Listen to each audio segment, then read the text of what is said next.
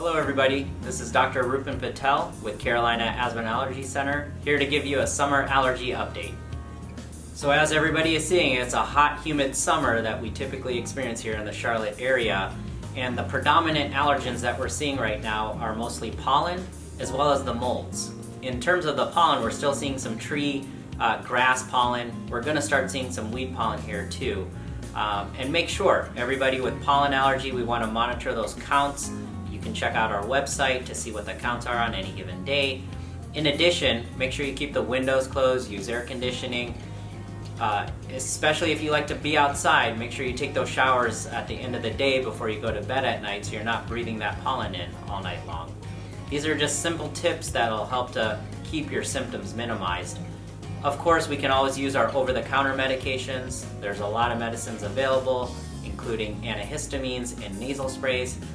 If these aren't working for you, then it's time to make an appointment to come see us. We can do a good evaluation and identify exactly what you're allergic to, and then come up with a good treatment plan that might include allergy shots or allergen immunotherapy. A common allergen that we see in the summertime are insect allergies. These little buggers sneak up on us when you least expect it. You're enjoying a picnic outside and all of a sudden you experience a sting. Common reactions are what we see with just some slight pain and redness at the site. However, signs of an allergic reaction could include a larger localized reaction that you see at the site of the injection. Or more worrisome is if you get stung by an insect and start experiencing systemic symptoms like developing rashes or hives all over your body, swelling, or breathing problems. These are more life-threatening symptoms which usually require urgent attention at the urgent care or emergency room. If you've had a reaction like this, please come and make an appointment with us so we can formulate a plan to protect you moving forward in the future. Obviously, avoiding these insects is of utmost importance, and also carrying an emergency medicine like epinephrine is very important.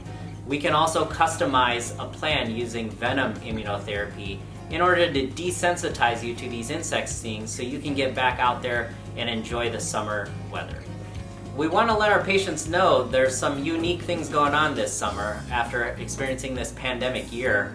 A lot of us have been wearing our face masks and social distancing, preventing COVID from occurring. At the same time, we were able to avoid a lot of the other common cold infections. As we're now opening up society and interacting with one another, we're starting to see some of those common winter viruses come out this summer. So a lot of patients that have asthma and allergies, we've been counseling them to be on the lookout for these infections.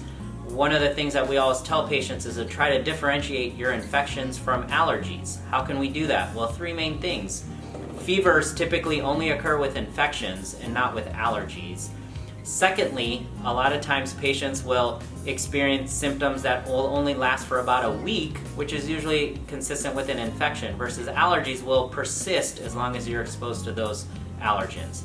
And finally, sometimes the discolored nasal drainage that we get with infections will predominate and point us more towards an infection versus allergies where you get more clear drainage. So these are some things to look out for and be safe during the rest of the summer weather.